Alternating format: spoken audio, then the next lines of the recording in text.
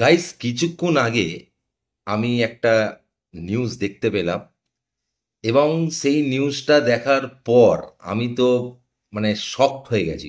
একেবারে শকড হয়ে গেছি। আমার লাস্ট দুটো ভিডিও কিন্তু এই ভাইরাল ভিডিও নিয়ে হচ্ছিল, এআই মারফত যেসব কাজবাজগুলো হয়েছে সেলিব্রিটিদের নিয়ে।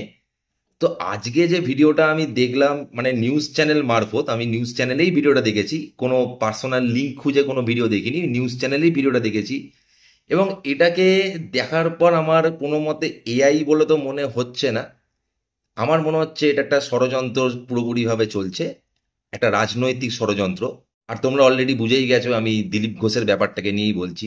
দেখো, দিলীপ ঘোষকে আমি রাজনৈতিকভাবে যেভাবে চিনি, তিনি একজন খুব একটা দাপুটে নেতা বলতে গেলে হয়। আমি বিজেপির ভাবাদর্শে বিশ্বাস করি না, কিন্তু রাজনীতি বাদ দিয়ে আমি দিলীপ ঘোষ মানুষটাকে খুবই সম্মান করি।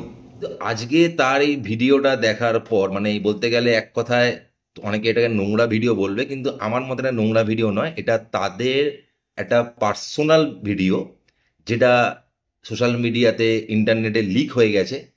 এবং খুবই বাজে জিনিস, খুবই বাজেভাবে জিনিসটা লিক হয়েছে। কারোর নাম খারাপ করার জন্য, কারোর ভাবমূর্তি খারাপ করার জন্য যতটা নোংরামি তারা করেছে, পুরোপুরিভাবে পরিষ্কার যে তারা দিলীপ ঘোষকে কোণঠাসা করতে চায়। আর এইখানেই আমার খারাপ লাগার বিষয়। আমি কোনো রাজনীতির কথা বলবো না, এখানে কোনো দলকে আমি দোষ দেবো না, কিন্তু যারা করেছে তাদের তো নিশ্চয়ই একটা মোটিভ আছে, এবং খুবই নোংরা মোটিভ আছে। আমি পার্সোনালি চাই এই বিষয়টা নিয়ে তদন্ত হোক এবং প্রশাসন ব্যবস্থা নিক। এটা আমি পার্সোনালিভাবে চাই। আর যে নিউজ চ্যানেলের মাধ্যমে আমি এই ভিডিওটা দেখলাম, তো আমি সেই নিউজ চ্যানেলকে অনুরোধ করব যে সে যেন এই ভিডিওটা রিমুভ করে দেয়। এটা করা উচিত নয়, কারণ আজকাল দেখছি টিআরপির জন্য অনেকেই অনেক কিছু করছে। তো আমি পার্সোনালি তাকে বলবো যে প্লিজ এই ভিডিওটা রিমুভ করে দেওয়া হোক, তার ইন্টারভিউটা রাখা হোক, আমার কোনো অসুবিধা নেই তাতে। কিন্তু এই ভিডিওটা ওখান থেকে রিমুভ করে দেওয়া হোক। ভিডিওতে পরিষ্কার দেখা যাচ্ছে সেখানে কি হচ্ছে। প্লিজ ভিডিওটা প্লিজ রিমুভ করে দিন।